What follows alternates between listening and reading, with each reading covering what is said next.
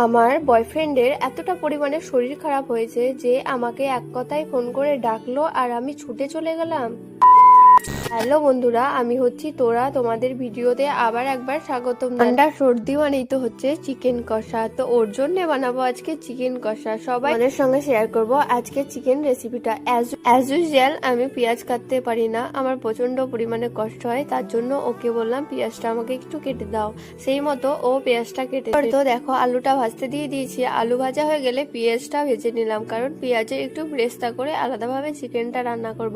পেঁয়াজের ব্রেস্তাটা ভাজা হয়ে গেলে চিকেনটা দিয়ে দিলাম। হলুদ, লবণ, জিরে বাটা, আদা বাটা সবকিছু দিয়ে মিট মশলা এবং কাশ্মীরি লঙ্কা গুঁড়ো সবকিছু দিয়ে ভালো করে মশলাটা করে নিলাম। দেখলাম মশলা থেকে তেল ছাড়ছে, তখন চিকেনটা দিয়ে দিলাম এবং ভালো করে কষে নিলাম। প্রায় 1 ঘন্টা ধরে আমি চিকেনটা ভালো করে কষে নিই। চিকেন কষা হয়ে গেলে একটু গরম জল দিয়ে দিয়েছি এবং গরম জলটা দিয়ে দেওয়ার পরে একটু সিদ্ধ হতে দিয়ে দিলাম।